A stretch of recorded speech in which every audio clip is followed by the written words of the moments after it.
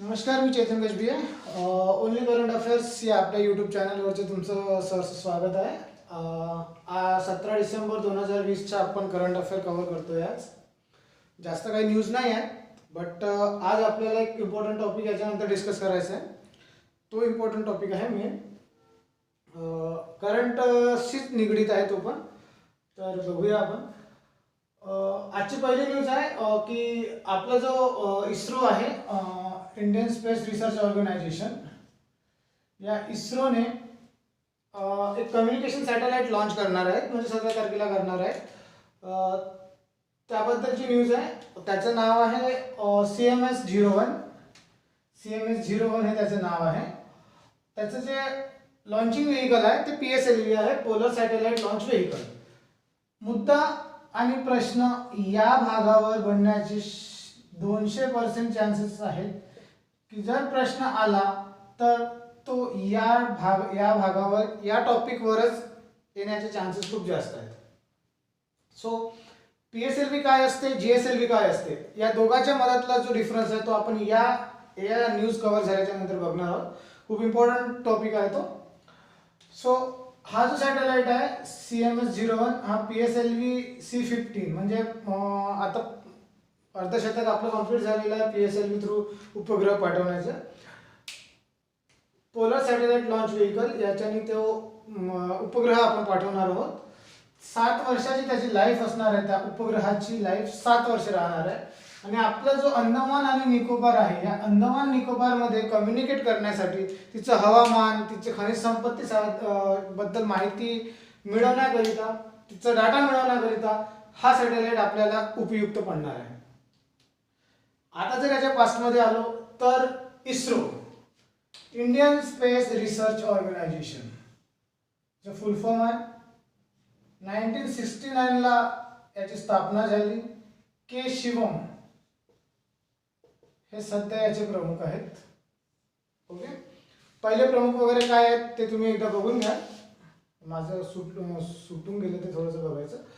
Okay, त्यानंतर जर इस्रोच्या आपण मोहीम बघितल्या रिसेंट मधल्या, तर 7 नोव्हेंबर 2020 ला ESO-01 नावाची सॅटेलाइट PSLV मधूनच, ती 49 नंबरची होती, ती आपण सेंड केलेली होती. EOS-01 ही डिझास्टर मॅनेजमेंट बद्दल आपल्याला डाटा पुरवणार होती, आपल्याला डाटा तो उपलब्ध करून देणार होती. त्यानंतर एक फ्रेंच गुनिया म्हणून एक देश आहे, फ्रेंच गुनियामधून त्यांची जो लॉन्च व्हेकल आहे ती GSLV टेक्नॉलॉजी. आता हे जे भारताकडे आहेत ते भारताकडे जास्त करून PSLVचा यूज होतो, ती टेक्नॉलॉजीचा, त्या व्हेकलचा. त्याच्यामध्ये खूप काही कमतरता आहेत, त्याच्यामध्ये खूप डिफिकल्टीज येत असतात काही काही गोष्टीसाठी. त्यामुळे जग आता सध्या आपल्या GSLV या टेक्नॉलॉजीकडे वळतोय. आता याच्यानंतर आपण त्याच्यावर डिस्कस करणारच आहोत. सो हा जो GSAT-30 होता, हा फ्रेंच गुनिया हा एक दक्षिण अमेरिकेमधला देश आहे. जरी तो दक्षिण अमेरिकेमधला देश आहे तरी तिथे फ्रान्स या देशाने राज्य केलेलं आहे. आणि जेव्हा स्वातंत्र्य झालं, तो गुनिया देश हा जेव्हा स्वतंत्र झाला, तेव्हा त्यांनी काय केलं, युरोपांनी म्हणजे फ्रान्सच्या लोकांनी तिथलं एक बेट हा आपल्याकडे ठेवून घेतला आणि तिथे ते स्पेस एजन्सी ओपन केली. त्याच्यामागे कारण असं आहे की जेव्हा हा आपला उपग्रह लॉन्च होतो आपल्या पृथ्वीवरून, तेव्हा त्याला पृथ्वीच्या गुरुत्वाकर्षण शक्तीच्या विरुद्ध प्रवास करावा लागतो. आता फॉर एक्झाम्पल, हा पेन जर मी असा वर फेकला तर तो खाली येणार गुरुत्वाकर्षण शक्तीमुळे. पूर्ण ताकदीने फेकणार, कितीही ताकद लावून फेकली तरी तो खाली येणारच. मग एक अशी कंडिशन येईल की त्या स्पीडने, त्या फोर्सनी जर तुम्ही ती वस्तू वर फेकत आहात तर ती वापस येणार नाही. त्याला इंग्लिशमध्ये एक्सेप्ट व्हेलॉसिटी म्हणतात. ती आहे 11.2 किलोमीटर पर सेकंद. म्हणजे एका सेकंदमध्ये तुमच्या त्या फोर्समध्ये इतकं राहिलं पाहिजे की तो एका सेकंदमध्ये 11.2 किलोमीटर दूर गेला पाहिजे. तेव्हा तो आपल्या गुरुत्वाकर्षण शक्ती, पृथ्वीची जी गुरुत्वाकर्षण शक्ती आहे तिच्या कक्षेच्या तो बाहेर जाईल, त्याला म्हणतात एक्सेप्ट वेलोसिटी. लुसेंटमध्ये हे पूर्ण डिटेल्समध्ये दिलेलं आहे. तर आपण कुठे होतो, PSLV GSLV मध्ये. तर फ्रेंच गुनियाचा एक बेट फ्रान्सने आपल्याकडे स्पेस एजन्सी ओपन करण्यासाठी ठेवला. त्यामागे रिझन होता की हा जो देश आहे हा विषुववृत्तावर आहे. पृथ्वीचे जे आपले आहेत ना कर्कवृत्त, मकरवृत्त आणि विषुववृत्त, तर विषुववृत्तावरून जे खूप इझिली आपण त्याला पाठवू शकतो, उपग्रहाला सेंड करू शकतो. त्यामुळे त्यांनी तो एक बेट आपल्याकडे ठेवून घेतला. तर आपण हा मला वाटतंय नोव्हेंबर ऑक्टोबरच्या मध्येच हा GSAT-13 आपण सेंड केला होता. एरियन 5 ही यांची म्हणजे गुनिया, फ्रेंच गुनिया हा गुनियामध्ये असूनही तिथे जी स्पेस एजन्सी आहे ती फ्रान्सची आहे, म्हणजे युरोपियन एजन्सीची. त्यांच्या पर्टिक्युलर पूर्ण युरोपियनचं ते मिळून त्यांची स्पेस एजन्सी आहे, त्याच्यातून आपण हा पाठवण्यात आलेला आहे. ठीक आहे. तर हे दोन रिसेंट मधले झाले आणि हा आता आपला आता सध्याचा झाला. याच्यामध्ये इम्पॉर्टंट आहे यांचे नाव, त्याच्यानंतर PSLV GSLVचे डिफरन्स जे आता आपण याच्यानंतर बघणार आहोत. डिझास्टर मॅनेजमेंटसाठी होतं आणि हे अंदमान निकोबारसाठी होतं. ओके. त्याच्यानंतर सेकंड न्यूज आहे, एक इंडेक्स आलेला आहे ह्युमन डेव्हलपमेंट इंडेक्स. ॲक्च्युली याचं कसं असतं, ह्युमन डेव्हलपमेंट इंडेक्सचं 2018 चा जो काही त्यांची स्टडी असतो त्याचा जो इंडेक्स असतो तो ते 2019 मध्ये पब्लिश करतात. त्यानंतर 2019चा जो डाटा असतो त्याचा जो इंडेक्स असतो तो 20 मध्ये पब्लिश करतात. तर खूप खूप एक 2 पॉईंट आपण मागे आलेलो आहोत. इंडियाची रँक आहे त्याच्यात 131. एक चिंताजनक गोष्ट आहे भारतासाठी ही, की आपण आपली रँक 131 आहे, जी 2018 मध्ये 129 होती, 129 होती आणि 2019च्या डाटामध्ये ती 131 झालेली आहे. आता ह्युमन डेव्हलपमेंट इंडेक्स हा तयार कोण करतो, तर युनायटेड नेशन्स डेव्हलपमेंट प्रोग्राम ही एजन्सी हा index, Human Development Index, United Nations Development Programme ही एजन्सी हा इंडेक्स पब्लिश करत असतो. आता प्रत्येक देशाला जे हे रँक देतात, ही रँक कशावर देतात, तर त्याचे काही पॅरामीटर्स आहेत. त्याचे 3 मुख्य पॅरामीटर्स आहेत. एक आहे त्या देशात राहणाऱ्या लोकांची लॉंग आणि हेल्दी लाईफ, हा पहिला पॅरामीटर आहे. दुसरा पॅरामीटर आहे तिथे अवेलेबल असलेलं एज्युकेशन आणि तिसरा आहे पर कॅपिटा इन्कम, ज्याला दरडोई उत्पन्न असं म्हणतात. पर कॅपिटा इन्कम म्हणजे आपल्या देशाची जी काही इन्कम आहे, राष्ट्रीय उत्पन्न जे आहे आपल्या देशाचं, त्या राष्ट्रीय उत्पन्नाला जर आपल्या लोकसंख्येने डिवाइड करू आणि जे येणारं उत्तर राहील ते तुमचं पर कॅपिटा इन्कम राहील, म्हणजे दरडोई उत्पन्न.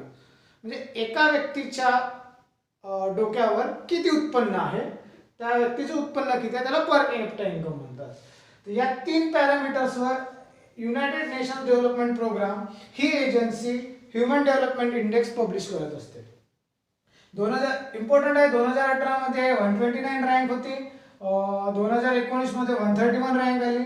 टोटल 189 कंट्रीज त्यामध्ये त्यांचा सहभाग असतो. 189 कंट्रीज असतो, त्याच्यामध्ये भारताचा नंबर 131 आहे. नॉर्वे, स्वित्झर्लंड आणि आयर्लंड यांनी रिस्पेक्टिव्हली फर्स्ट, सेकंड आणि थर्ड रँक घेतलेली आहे. नॉर्वे, स्वित्झर्लंड आणि आयर्लंड. त्यानंतर HDI means human Development index, GDI means gender development index, GII means gender inequality index. त्याच्यानंतर MPI मल्टीपर्पज पॉवर्टी इंडेक्स. हे इंडेक्स सुद्धा UNDP म्हणजे युनायटेड नेशन्स डेव्हलपमेंट प्रोग्राम ही publish करत असते. आता यामध्ये सांगण्यासारखी एक मुख्य गोष्ट आहे, आजच्या नंतर जेव्हा पण कोणतीही इंडेक्स पब्लिश होतील त्याची इन्फॉर्मेशन तुम्हाला या पद्धतीनेच कलेक्ट करायची आहे. मेन इंडियाची रँक, इंडियाची मागच्या वर्षीची रँक, त्यानंतर टॉपचे कोणते देश आहेत, त्याचे पॅरामीटर्स, ती कोण पब्लिश करते आणि जर ती एखादी संस्था पब्लिक करत असेल तर तिची पॅरेंट संस्था कोणती आहे, हे अशा प्रकारे हा इंडेक्स तुम्हाला कव्हरअप करायचा. आज जसा पहिला इंडेक्स झाला, उद्या परवा जे कोणते आणखी कोणते इंडेक्स पब्लिक होतील ते त्यानुसार आपण बघू. त्याच्यानंतर तिसरी न्यूज आहे, इम्पॉर्टंट न्यूज आहे, एशियन गेम्स हे डिक्लेअर झालेले आहेत. ते डिक्लेअर झाले 2030 म्हणजे 2030चं कतारमध्ये होणार आहे आणि 2034चं सौदी अरेबियामध्ये होणार आहे. कंटेंट आजच्या न्यूजचं कंटेंट हेच आहे की एशियन गेम्स ज्याला आषाढ म्हणतो ते 2030मध्ये कतारमध्ये आणि 2034मध्ये सौदी अरेबियामध्ये होणार आहे. प्रत्येक 4 वर्षांनी हे गेम्स होत असतात. फर्स्ट टाइम 1978 मध्ये झालं होतं, ते आपल्या इंडियामध्ये झालं होतं दिल्लीला. सध्या दिल्लीला थंडी खूप जास्त आहे, दिल्लीला झालं होतं. लेटेस्ट मध्ये बघू 2018ला इंडोनेशियामध्ये झालं, 22ला चायनामध्ये होणार आहे, 26ला जापानला होणार आहे, 30 कतारला, 34 सौदी अरेबियाला. हा इम्पॉर्टंट कंटेंट आहे. ओके, यानंतरचे गेम्स तुम्हाला अशा प्रकारेच कव्हर करायचे आहेत. आणि ज्या वेळेस हा एशियन गेम्स तुम्ही आपल्या बुक नोटमध्ये लिहाल तेव्हा एशियन गेम्स लिहिल्यानंतर इथे तुमच्या रजिस्टरचा अर्धा पेज सोडून द्यायचा. अर्धा पेज याच्यासाठी सोडून द्यायचा, तो गेम्स झाल्यानंतर म्हणजे समजा त्या वर्षी जर गेम होत असतील ते, तर त्या गेम झाल्यानंतर त्याचे जे अवॉर्ड्स वगैरे असतात, कोणत्या देशाला किती मिळेल हे तुम्ही तिथेच नंतर नोट डाऊन करू शकता. सो अशा प्रकारे हे 3 इम्पॉर्टंट न्यूज होते. याचा जर आपण पार्श्वभूमी बघायचं झालं तर आज आपल्याला मेन टॉपिक बघायचा आहे PSLV आणि GSLV यामधला फरक. ओके,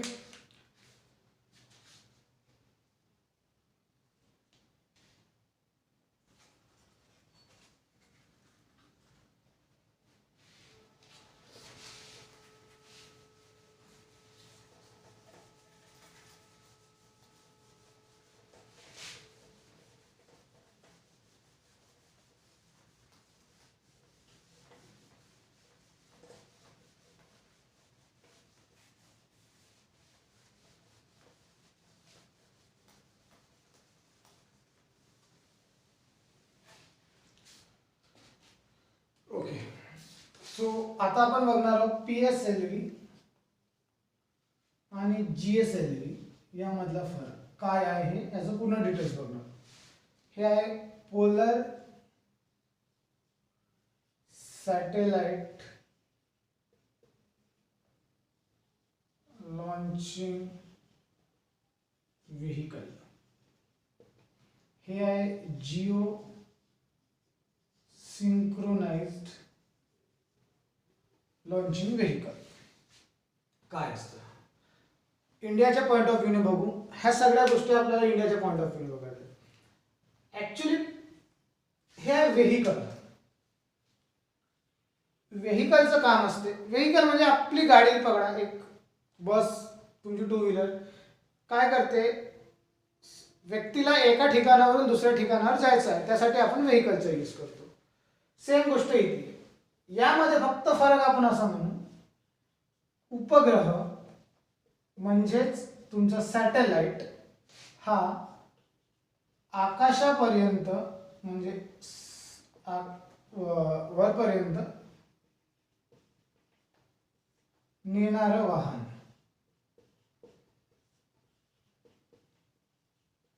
ओके, याला म्हटलं जातात उपग्रह आकाशात घेऊन जाणारा वाहन, म्हणजे तो झाला तुमचं व्हेहिकल.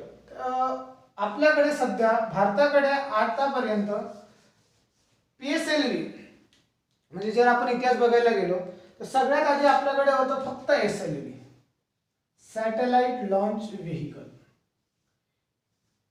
हे जे व्हेहिकल होतं हे 40 किलो पर्यंत, फक्त 40 किलो पर्यंत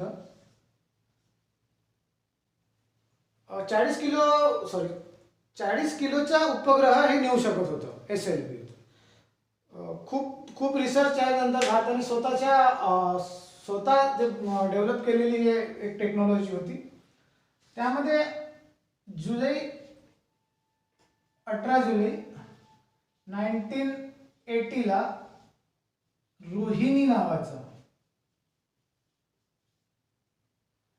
18 जुलै 1980ला रोहिणी नावाचा पहिला उपग्रह आपण SLVने सोडला. ठीक आहे, सोडला, लॉन्च केला, त्याला आकाशात नेऊन सोडलं, सगळं काही व्यवस्थित होतं. पण जसं जसं डेव्हलप होत गेला सगळ्या काही गोष्टी, 40 किलो नेग्लिजेबल झालं.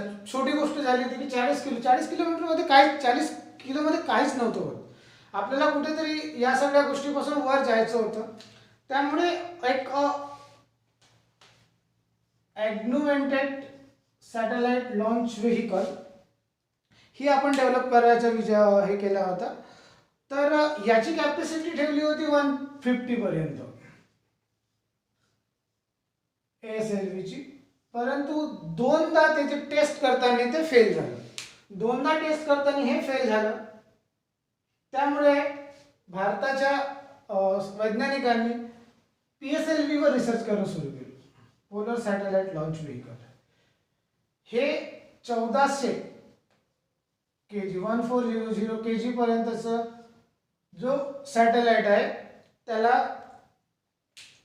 वाहून नेऊ शकतो. PSLV वर रिसर्च चालू झालं आणि सध्या जग हे GSLV कडे जातं. याची जो वजन आहे तो अजूनपर्यंत कोणत्याही देशाने ज्यांनी कोणी केले डिक्लेअर असं केलेलं नाही आहे. खूप प्रत्येक म्हणजे नासाने, युरोपियन एजन्सी जी आहे तिने, फ्रान्सनी, रशियाने एक वेगवेगळा त्यांचा डाटा दिलेला आहे म्हणजे वजन नेण्याबद्दल. सहसा असं म्हटलं जातं की 80 हत्तीचं जे वजन आहे तितकं वजन ते सॅटेलाइट व्हेकल नेऊ शकतं असं म्हटलं जातं. पर्टिक्युलरली जो वजन आहे तो कोणत्याच देशाने सध्या तरी डिक्लेअर केलेला नाही आणि खूप जास्त आहे म्हणजे याच्यापेक्षा तरी जास्तच असेल नाही आहेच. तर अशा प्रकारची हिस्ट्री झाली. SLV होता आपल्याकडे आधी 40 kg पर्यंत त्याची कॅपॅसिटी होती. 18 जुलै 1980 ला पहिल्यांदा रोहिणी नावाचं आपण सोडलं. त्याच्यानंतर ASLV वर काम झालं 150 kg पर्यंतचं. ते पण दोनदा फेल झालं. मग सरळ आपण PSLV कडे वळलो. त्याची 1400 झालं. हा सक्सेस झाला. परंतु जग आता GSLV कडे जात आहे आणि आपल्यालाही GSLV कडे जायचं आहे आणि आपण गेलोले पण आहे. त्याची पण आपण हिस्ट्री बघणार आहोत. मुख्य फरक जर बघायला गेलो आपण तर मुख्य फरक जो असतो तो त्याच्या इंजिन मध्ये असतो. जसं हा झाला तुमचा सॅटेलाइट, हा एक समजा तुमचा व्हेकल आहे, हे घेऊन जात आहे.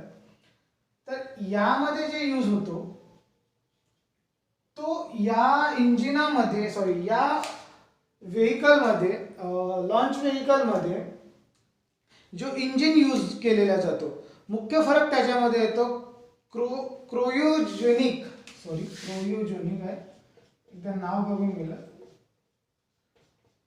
क्रायोजेनिक इंजन हा इंजन इथे यूज होतो आणि अतिशीत या टेक्नॉलॉजीवर हे चालत असतं. आता यात काय असते, इकडे तर जे इंजिन वगैरे यूज होत होते त्याच्यामध्ये जो इंधन यूज व्हायचा तो हायड्रोजन, सिंपल हायड्रोजनचं ते डायहायड्रोजन झालं, त्याच्यानंतर ब्युटेन झालं, त्यानंतर हायड्रोपर ऑक्साईड झालं, आयसोब्युटेन झाले, हे सगळे यूज होत होते PSLV मध्ये. GSLV मध्ये क्रायोजेनिक इंजन यूज होत आहे. ते अतिशीत या टेक्नॉलॉजीवर यूज होते. ऍक्च्युली याच्यामध्ये लिक्विड हायड्रोजन आणि लिक्विड ऑक्सिजन हे यूज होतात.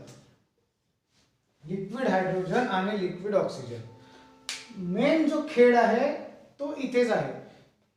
याला स्टोर केलं जातं -159 डिग्री सेंटीग्रेडच्या खाली. -159 डिग्री सेंटीग्रेडच्या वर जर ते गेलं तर ते तुरंत ब्लास्ट होणार, त्याचा स्फोट होऊन जाणार. त्यामुळे -159 डिग्री सेंटीग्रेडच्या खालीच त्याला स्टोअर केलं जातं. त्यामुळे ही खूप क्रिटिकल प्रोसेस आहे आणि खूप मोजक्या देशांकडे ही GSLV टेक्नॉलॉजी उपलब्ध आहे. हा या दोघांमधला झाला मुख्य फरक. वजनाचा तर फरक आहे. त्यानंतर आता झालं असं की भारताने आतापर्यंत PSLV वर सगळ्यात जास्त भारताचा विश्वास, आजपर्यंत भारताचा सगळ्यात जास्त विश्वास PSLV वर.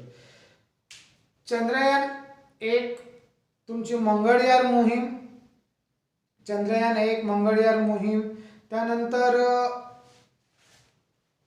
एक सेकंड,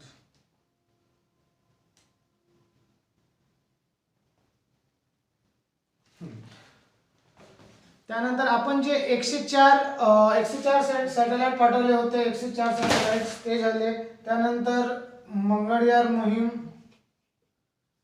त्यानंतर चंद्रयान 1, हे सगळे मोहीम आपण PSLV थ्रूच केलेले आहेत. परंतु कुठेतरी आपल्या इस्रोच्या संशोधकांना आणि भारताला असं वाटायला लागलं की नाही, आपण PSLV वर खूप जास्त विश्वास दाखवतो. PSLV वर विश्वास दाखवतो म्हणजे PSLV ची जी कॅपॅसिटी होती ती आधी फक्त 600 होती. 600 kg पर्यंतच ते वेट न्यायचे. भारताने त्यामध्ये रिसर्च करू डेव्हलपमेंट करू आणत त्याला 1400 पर्यंत आणलं. पण शेवटी किती करणार आहे, रबर जो असतो त्याला जितकी त्याची व्हॅल्यू आहे तितकंच खिचू शकतो ना आपण, त्या जास्त खिचलं तर ते तुटून जाणार. त्यामुळे भारतालाही कुठेतरी आता GSLV कडे वळावं लागेल, हे कळून चुकलेलं होतं. भारताने ते प्रयत्न चालू केले. मुळात GSLV वर रिसर्च आधीपासून चालू होतं, पण सक्सेस आपण कुठेच होत नव्हतो. शेवटी झालं काय, भारत अमेरिकाकडे गेला, अमेरिकाला मदत मागितली त्यासाठी. नासाकडे गेलो आपण, नॅशनल एरोनॉटिक्स स्पेस ॲडमिनिस्ट्रेशन, ही जी नासा अमेरिकेची स्पेस एजन्सी आहे याच्याकडे गेलो. त्यांना मागितलं GSLV ची टेक्नॉलॉजीबद्दल. त्यांनी आपल्याला स्पष्ट शब्दात नकार दिला. कारण त्यांचं असं म्हणणं होतं की जर आम्ही तुम्हाला GSLV टेक्नॉलॉजी देऊ तर तुम्ही इंटरकॉन्टिनेंटल मिसाईल त्यापासून बनवणार. मीन्स आशिया खंडातून एका देशातून आफ्रिका खंडातल्या एका देशावर तुम्ही डायरेक्ट युद्ध करू शकता, अशा प्रकारची तुम्ही मिसाईल बनाल. हा कारण देत मुळात त्यांना द्यायचंच नव्हतं, ते काही कारण सांगू शकत होते. त्यामुळे त्यांनी नकार दिला. आपण रशियाकडे गेलो. रशियाने आधी होकार दिला, द्यायला ते तयार झाले. परंतु कुठेतरी अमेरिकाने पुन्हा इंटरनॅशनल प्रेशर आणून रशियाला ते देण्यास भाग नाही पाडलं. त्यांनी म्हटलं की नका देऊ बा, तुम्ही त्यांच्यावर इंटरनॅशनल प्रेशर आणले होते त्यामुळे नाही दिलं. मग शेवटी भारताचा इगो हर्ट झाला. कुठेतरी वाटायला लागलं की यार आपण का मागे राहायचं. त्यानंतर भारत सरकारने इस्रोला ही पूर्ण जबाबदारी दिली की आपण स्वतः GSLV टेक्नॉलॉजी का डेव्हलप नाही करू शकत, आपल्याला ती करायला हवी. त्यामुळे भारत सरकारने इस्रोला ही पूर्ण जिम्मेदारी दिली. त्याच्या प्रोजेक्ट हेड बनवले गेले डॉक्टर APJ अब्दुल कलाम.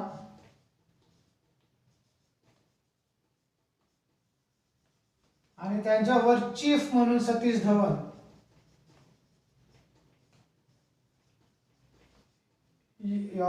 हे चीफ म्हणून होते, प्रोजेक्ट हेड होते doctor APJ Abdul Kalam sir. भारताचे लाडके राष्ट्रपती झालेले आहेत ते. त्यांच्या प्रोजेक्ट हेडच्या अंदर आपण GSLV टेक्नॉलॉजी वर काम करणं सुरू केलेलं होतं. त्यानंतर ज्या वेळेस झालं त्यावेळेस 5 वेळा आपली टेस्ट, आपलं मिशन हे फेल झालं. 5 वेळा फेल झाल्याच्या नंतर शेवटी 6व्या वेळेस 6th टाइमला आपण GSLV सॅटेलाइट ही टेक्नॉलॉजी पूर्णपणे यशस्वी करून दाखवली 6th टाइम मध्ये. त्यानंतर चंद्रयान 2 ही जी आहे, जे आपलं चंद्रयान 2 होतं, चंद्रयान 2 आपण GSLV थ्रू सक्सेस करून दाखवलं. यामध्ये सगळ्यात इम्पॉर्टंट गोष्ट आणि सगळ्यात भारताच्या फायदेशीर आणि समोर चालून भारताला त्यामध्ये फॉरेन एक्सचेंजर, आपल्याला फॉरेन करन्सी जर आपल्याला मिळणार आहे ते यासाठी मिळणार आहे की नासाने जो त्यांचा चंद्रयान मोहीम फत्ते केली होती, जी त्यांनी यशस्वी केली होती, त्याच्या कंपॅरिझन मध्ये भारताच्या चंद्रयान 2 ला फक्त त्याच्या 9% खर्च आलेला होता. म्हणजे यांना जर 100 रुपये खर्च आला तर आपल्याला फक्त 9 रुपये खर्च आलेला होता. सगळ्यात भारताची जमेची बाजू ही होती की भारताला कमी किमतीमध्ये खूप चांगलं रिझल्ट या GSLV ने दिलं. बरं झालं ते अमेरिका आणि रशियाने आपल्याला नकार दिला आणि आपण स्वतःच्या बरोबर ही GSLV टेक्नॉलॉजी डेव्हलप केली. डेव्हलप केल्यानंतर त्यामध्ये आपण चंद्रयान 2 ही पहिली त्याची जी आपली मोहीम होती ती यशस्वी करून दाखवली. त्यानंतर आता आपण 0 डिग्री स्पेस ग्रॅव्हिटीवर गगनयान ही 2022 ला आपण ही मोहीम सुरू करणार आहोत. झिरो स्पेस ग्रॅव्हिटीला, त्याच्यासाठी आपल्याला रशिया मदत करणार आहे. खूप अभिमानास्पद गोष्ट आपल्यासाठी भारतासाठी झाली की आपण कोणाचीही मदत न घेता इस्रोने स्वतःच्या बदलत GSLV ही टेक्नॉलॉजी डेव्हलप केली. हा झाला त्याचा कंटेंट. आता मुख्य आहे यात फरक म्हणजे डिफरन्स काय असतो GSLV आणि PSLV मध्ये. मुख्य फरक तर हा इंजिनचा असतो. क्रायोजेनिक इंजिन असतो, याच्यात हायड्रोजन आणि लिक्विड हायड्रोजन आणि लिक्विड ऑक्सिजन असतो. -59 डिग्री सेंटीग्रेडच्या खाली त्याला स्टोअर केलं जातं. अतिशीत टेक्नॉलॉजीवर यूज होतो ते. अतिशीत टेक्नॉलॉजी त्यामध्ये यूज होते. खूप म्हणजे कॉम्प्लिकेटेड प्रोसेस असल्यामुळे सहसा जे काही बोटावर मोजण्यालायक आपले देश आहेत त्यांच्याकडेच ती टेक्नॉलॉजी अवेलेबल आहे. भारताचा पूर्ण विश्वास PSLV वरच होता आतापर्यंत, कारण PSLV ने विश्वास त्याच्यावरच असतो ना जो धोका देत नाही आपल्याला. तर PSLV ने आजपर्यंत कधीच आपल्याला धोका दिलेला नव्हता. त्यामुळे भारताचा पूर्ण एक विश्वास हा PSLV वर होता. कुठेतरी वेळ आली होती की GSLV कडे जायची, त्यामुळे GSLV कडे गेलो आपण. अमेरिकेला रशियाला मदत मागितली, त्यांनी नकार दिला. त्यामुळे स्वतः आपण डॉक्टर APJ अब्दुल कलाम यांच्या प्रोजेक्ट हेडमध्ये आणि सतीश धवन सर यांच्या नेतृत्वामध्ये ती टेक्नॉलॉजी यशस्वी करून दाखवली. आता येऊ आपण याचा ऍक्च्युअल मध्ये डिफरन्स काय आहे.